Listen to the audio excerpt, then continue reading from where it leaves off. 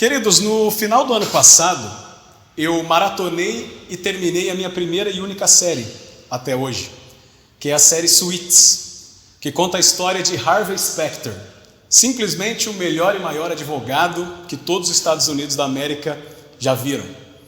E nos primeiros episódios, um dos casos em que ele representa é defendendo uma comunidade escolar que está sofrendo algumas coisas devido a uma forte e poderosa empresa mineradora de petróleo, que por conta desse trabalho está causando sérias doenças na comunidade escolar e nas famílias, cerca de 200 pessoas mais ou menos. E essa comunidade não tem condições alguma de brigar contra essa poderosa empresa de petróleo, e não bastasse isso, eles estão prestes a perder tudo que eles têm, a escola, as casas e tudo que eles têm ali. E eles não conseguiriam enfrentar essa empresa. Então surge Harvey Specter, o brilhante advogado. E ele vai enfrentar um outro advogado que na série é o primeiro oponente à altura dele. Então, numa grande batalha jurídica, Harvey consegue não só reaver todos os direitos daquelas famílias, mas também consegue uma indenização milionária para cada uma delas. Então ele pega ali os seus honorários como advogado e também presenteia aquelas famílias que não vão mais perder a escola, não vão mais perder suas casas e ganharam um dinheirinho ainda. E essa história me lembra muito uma outra história que está na Bíblia. A história de um povo que tem um adversário invencível, que por si só não conseguiriam vencer e precisavam de alguém que os representasse. E você já com certeza ouviu essa história. Mas nós vamos falar sobre essa história hoje, não é a história da batalha entre uma comunidade escolar contra uma empresa de petróleo, não é a história da batalha entre dois brilhantes advogados, não é uma simples batalha entre exércitos. É talvez a batalha mais épica já registrada nas Escrituras ou em qualquer outro lugar. Se você já sabe ou ainda não sabe do que eu estou falando, por favor, abra sua Bíblia no primeiro livro de Samuel, capítulo 17. O capítulo todo tem 51 versículos, mas a gente não vai ler todos, vamos ler alguns. Então você me acompanha aí na leitura, são 3 blocos de versículos. O primeiro deles é do verso 4 ao verso 11. 1 Samuel 17, do 4 ao 11, que diz o seguinte: Então saiu do arraial dos filisteus um homem guerreiro, cujo nome era Golias, de Gate, da altura de 6 côvados e 1 palmo. Trazia na cabeça um capacete de bronze e vestia uma couraça de escamas, cujo peso era de 5.000 siclos de bronze. Trazia caneleiras de bronze nas pernas e um dardo de bronze entre os ombros. A haste da sua lança era como o eixo do tecelão, e a ponta da sua lança de 600 siclos de ferro. E diante dele ia o escudeiro. Parou, clamou às tropas de Israel e disse-lhes: Para que saís formando-vos em linha de batalha? Não sou eu filisteu? E vós, servos de Saul? Escolhei dentre vós um homem que desça contra mim. Se ele puder pelejar comigo e me ferir, seremos vossos servos. Porém, se eu o vencer e o ferir, então sereis nossos servos, e nos servireis. Disse mais o filisteu: Hoje afronto as tropas de Israel. Dai-me um homem para que ambos pelejemos. Ouvindo Saul e todo Israel estas palavras do filisteu, espantaram-se e temeram muito. Vira a folha aí, vai lá para o 24. Nós vamos ler até o 30. Todos os israelitas, vendo aquele homem, fugiam diante dele e temiam grandemente. E diziam uns aos outros: Vistes aquele homem que subiu? Pois subiu para afrontar a Israel. A quem o matar, o rei o cumulará de grandes riquezas e lhe dará por mulher a filha, e a casa de seu pai isentará de impostos em Israel. Então falou Davi aos homens que estavam consigo, dizendo: Que farão aquele homem que ferir a esse filisteu e tirar a afronta de sobre Israel? Quem é esse filisteu a tirar a afronta de sobre Israel? Quem é esse incircunciso filisteu para afrontar os exércitos do Deus vivo? E o povo lhe repetiu as mesmas palavras, dizendo: assim farão ao homem que o ferir. Ouvindo Eliabe, seu irmão mais velho, falar aqueles homens, acendeu-se-lhe a ira contra Davi, e disse: por que desceste aqui? E a quem deixaste aquelas poucas ovelhas no deserto? Bem conheço a tua presunção e a tua maldade. Desceste apenas para ver a peleja. Respondeu Davi: que fiz eu agora? Fiz somente uma pergunta. Desviou-se dele para outro e falou a mesma coisa. E o povo lhe tornou a responder como dantes. Agora vai lá para o 41 e nós lemos até o 51. O filisteu também se vinha chegando a Davi e seu escudeiro ia adiante dele. Olhando o filisteu e vendo a Davi, o desprezou, porquanto era moço, ruivo e de boa aparência. Disse o filisteu a Davi: sou eu algum cão para vires a mim com paus? E pelos seus deuses amaldiçoou o filisteu a Davi. Disse mais o filisteu a Davi: vem a mim e darei a tua carne às aves do céu e às bestas feras do campo. Davi, porém, disse ao filisteu: tu vens contra mim com espada e com lança e com escudo. Eu, porém, vou contra ti em nome do Senhor dos exércitos, o Deus dos exércitos de Israel, a quem tens afrontado.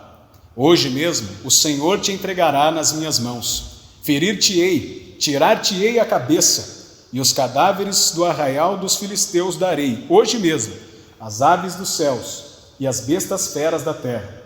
E toda a terra saberá que há Deus em Israel. Saberá toda esta multidão que o Senhor salva, não com espada nem com lança, porque do Senhor é a guerra, e ele vos entregará nas nossas mãos. Sucedeu que, dispondo-se o filisteu a encontrar-se com Davi, este se apresentou, e deixando as suas fileiras, correu de encontro ao filisteu. Davi meteu a mão no alforje e tomou dali uma pedra, e com a funda lhe atirou, e feriu o filisteu na testa. A pedra encravou-se-lhe na testa, e ele caiu com o rosto em terra. Assim prevaleceu Davi contra o filisteu, com uma funda e com uma pedra, e o feriu e o matou. Porém não havia espada na mão de Davi. Pelo que correu Davi, e lançando-se sobre o filisteu, tomou-lhe a espada, a desembainhou-a e o matou, cortando-lhe com ela a cabeça. Vendo os filisteus que era morto o seu herói, fugiram. Até aqui, deixa a Bíblia aberta, fecha apenas os olhos. Vamos orar mais uma vez. Pai Santo, nós te agradecemos e te louvamos por essa semana e por esse dia. Obrigado por tudo que o Senhor nos permitiu viver e por todas as coisas das quais o Senhor nos livrou. Obrigado, Senhor, pelas portas da igreja do Jardim Imperial estarem abertas e por todos nós que estamos aqui. Cuida, Senhor, de tudo que é nosso, das nossas famílias, nossas casas que estão dessa porta para fora, para que nos concentremos a prestar a Ti culto agradável, Senhor. Abre nossas mentes e nossos corações, de modo que possamos não apenas ouvir a Tua palavra, mas guardar, meditar e aplicar todos os dias das nossas vidas. Que hoje não fale eu por mim, mas o Teu Espírito Santo através da minha boca, de modo que o Teu reino avance, o Senhor receba a glória para si e nos conforme à imagem do Teu Filho amado Jesus. Assim nós oramos e te agradecemos no nome do Deus Pai, Deus Filho, Deus Espírito Santo. Amém. Vocês me perdoem se acontecer alguma coisa, porque a garganta... Satanás está furioso, como dizem aí, né? Queridos, você já ouviu a história de Davi e Golias desde que você era uma criancinha na classe das crianças na escola dominical. Para entregar a idade de alguns aqui, quem conhece o glorioso flanelógrafo? Conhece? Se você é jovem conhece o flanelógrafo, sinto lhe dizer, mas daqui a pouco você já está saindo da UNP. Já tem que procurar o PH e a SAF, porque a idade está chegando. E essa batalha, certamente é a batalha mais famosa de todos os tempos. Ela aconteceu por volta de 1050 a.C., mas até hoje é falada. E muitas gerações à frente continuará sendo falada. Muitas gerações à frente saberão quem foi Davi, quem foi Golias e como foi épica a sua batalha. E a história de Davi você conhece toda. Davi era o 7º filho de Jessé, o belemita, trabalhava como pastorzinho de ovelhas, cuidando das ovelhas de seu pai, e um dia foi ungido pelo profeta Samuel para ser o futuro rei de Israel, o sucessor de Saul. Mas um belo dia o povo de Israel estava em guerra contra os filisteus, e naquele modo clássico de batalha, o melhor homem de um lado contra o melhor homem de outro. Aquele que vencer, o povo perdedor se torna escravo do vencedor. E então o povo filisteu apresenta Golias, um imponente soldado militar de mais ou menos 2,90 metros de altura, forte, robusto, que nem meu pai, assim, grandão, fortão. E além de ser um imponente militar, ter uma extrema força física, a Bíblia descreve com precisão a armadura que Golias utilizava. Se eu não me engano, a Bíblia gasta muito tempo assim para descrever as vestimentas de alguém 4 vezes. E uma delas é essa aqui. Golias tinha uma excelente armadura, uma imponente lança e um escudo intransponível. E por 40 dias Golias ia até o campo de batalha e 2 vezes por dia afrontava o povo de Israel. Só que Israel estava com um problema. O seu melhor homem estava com medo. Você vê no versículo 11 que Saul e todo o povo de Israel, ouvindo as afrontas de Golias, espantaram-se e temeram muito. Ora, se o próprio rei, o homem que era símbolo do poder bélico do exército de Israel, estava com medo, que dirá o restante do povo? Todos viam Golias e temiam, ninguém se atrevia a enfrentar aquele gigante. Então Davi vai para o campo de batalha, mas com outra missão. Ele vai mandado pelo seu pai para levar comida aos seus irmãos. E presta atenção numa informação: Abner, o comandante do exército de Saul, vai à casa de Jessé para chamar os seus 3 filhos mais velhos, Eliabe, Abinadab e Samá, que eram 3 homens de guerra. Ele não chama Davi, essa guerra não era de Davi, guarda aí essa informação. Então Jessé faz lá um apanhado de comida, e eu não sei se ele era mineiro, porque ele fala, leva aqui alguns queijos lá para os seus irmãos também. Então Davi vai ao vale de Elá, que é onde acontece essa batalha, para levar comida para os seus irmãos. Chegando no vale de Elá, ele ouve as afrontas de Golias, e também ouve o que era prometido a quem vencesse a batalha contra o gigante. Só que o que chama mais a atenção de Davi não é os presentes, a quantia em dinheiro, a isenção de impostos e a mão da filha de Saul em casamento. O que chama a atenção de Davi era a afronta que Golias fazia ao povo de Israel. E ele fala, aqui no verso 26, quem é esse incircunciso que afronta os exércitos de Israel, o exército do Senhor dos exércitos? Eu vou lá enfrentar esse cara. Então Davi vai conversar com Saul. Só que Davi não tinha experiência alguma em guerra. Aliás, nesse tipo de guerra. Você lembra da história do leão e do urso? Guarda ela aí também. Davi se apresenta a Saul, querendo ser o representante do povo de Israel, mas Saul acha má ideia. Poxa, Davi, se eu não quero ir, seus irmãos não querem ir, não há homem em Israel que queira ir, você vai? Davi conta para Saul, olha, eu estava apacentando as ovelhas de meu pai, veio um leão querendo arrebatar algumas delas, eu o matei. Veio um urso, também o matei. O Senhor me dará vitória contra esse gigante. E eles conversam ali algum tempo e Saul fala, olha Davi, tá bom, você quer ir? Vai, mas pelo menos veste aqui minha armadura. Davi coloca aquela armadura, não consegue lidar com ela por não ter nenhuma experiência em guerra, e Saul também era um homem alto e forte, então a armadura dele ficava enorme em Davi. Portanto, Davi foi para a batalha apenas com o seu cajado, que utilizava para apacentar as ovelhas, a sua funda, e ele passa no riacho, pega 5 pedrinhas e vai para o campo de batalha enfrentar Golias. E quando ele está indo para o campo de batalha, para o vale de Elá, Golias vê aquele moço ruivo com um pedaço de pau na mão e dá risada. Interessante, a Bíblia não fala que Davi era baixinho, né? É um senso comum que se criou, mas comparado a Golias, ele era pequeno. Então Golias olha para ele e diz assim: por acaso eu sou algum cão para você vir a mim com um pedaço de pau? Que cachorro, o quê? Eu sou cachorro, não, né? Golias deve ter falado alguma coisa assim. E aí Davi diz a ele: olha, você vem contra mim com espada e escudo, mas eu vou contra ti em nome do Senhor, Deus dos exércitos, a quem você tem afrontado. E é interessante você analisar que a batalha em si dura pouco tempo. O que antecede a batalha é que dura muito mais tempo.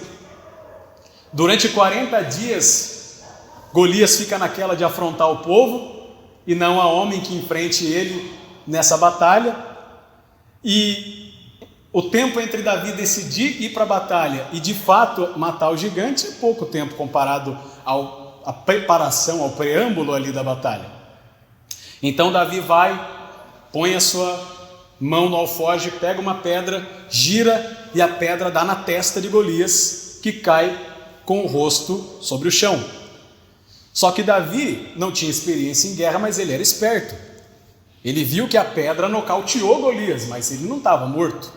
Ou Davi não tinha certeza. E como Davi não tinha espada, ele pega a espada de Golias e corta a sua cabeça. Quando o povo filisteu vê que o seu representante era morto, eles dão no pé. Não cumprem o acordo de rendição e fogem. E do outro lado, o povo de Israel, que antes estava medroso, agora se enche de coragem. Se o pequenininho venceu o Golias, a gente consegue vencer o exército inimigo. E aí os próximos versos vão dizendo que o povo persegue os filisteus, matam alguns, escravizam outros tantos. E pela vitória de Davi, o povo de Israel se torna vitorioso. Essa é a história de Davi e Golias. A maior batalha registrada na história da humanidade até o momento, e acredito que de todos os tempos. Só que hoje nós vamos aprender sobre a maior batalha de todas, que não é essa aqui. E você já deve ter ouvido essa mensagem várias vezes, só que no final o pregador deve ter feito a seguinte aplicação: olha, meu irmão, se Davi venceu o gigante dele, você também vai vencer o seu gigante. Basta você ser como Davi, você ter a coragem de Davi e encontrar nos seus próprios meios recursos para vencer essa batalha. E então ele te encoraja com aquele tom de triunfalismo que é muito pregado aí fora, a você procurar forças em si próprio para vencer os gigantes da sua vida. Mas eu sinto lhe dizer, meu irmão, que não é isso que o texto quer dizer. A batalha entre Davi e Golias não é um fim em si mesma. A história de Davi e Golias não é um fim em si mesma e não deve ser usada com essa finalidade. Assim como essa história, todas as histórias da Bíblia apontam para outra história e para outro personagem, alguém maior e perfeito. Ou seja, assim como a vitória de Davi, o representante de Israel, foi imputada ao seu povo, e pela vitória de seu representante, o povo de Israel se tornou vencedor, Jesus Cristo, sendo o nosso representante na cruz do Calvário, venceu o pecado. E ao ressuscitar, ele vence a morte, que são os 2 maiores gigantes da nossa vida, nossos 2 maiores inimigos. E pela vitória de Jesus Cristo sobre o pecado, nós podemos ser perdoados. E como Jesus ressuscitou vencendo a morte, nós podemos ter a vida eterna. A Bíblia não é um livro de histórias desconexas.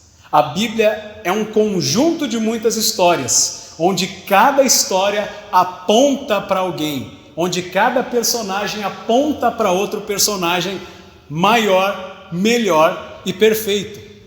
Na história de Davi e Golias, eu e você não somos Davi, nós somos o povo, amedrontado, acuado num canto, sem condições de vencer o nosso maior inimigo, a saber, o pecado e a morte. E Davi é Jesus, o nosso representante, quem luta uma guerra que não é dele, e a sua vitória é imputada a nós, e por essa vitória nós podemos ser vencedores. Portanto, meu irmão, nós devemos pensar o seguinte: não devemos pensar que assim como Davi venceu o seu gigante, eu também posso ter força e coragem para vencer o meu gigante por mim mesmo. Eu tenho que pensar que, mesmo alguns gigantes menores vindo me afrontar todos os dias na minha vida, eu não devo me preocupar, porque a minha maior batalha já foi vencida, não por mim, mas pelo meu representante, pelo meu substituto, a saber, Jesus Cristo, que veio para a terra, cumpriu toda a lei, morreu em uma cruz e ressuscitou. E a vitória dele é imputada a mim de maneira graciosa, ou seja, de graça. Querido, todo o povo de Israel naquela época esperava um Messias imponente, militar, político, robusto, que montasse uma revolução e tomasse o trono de Israel à força e fosse conclamado pelo povo. Só que o nosso Messias não veio como esse Messias político, militar, imponente e tudo mais. Ele veio como um servo piedoso, que cumpriu toda a lei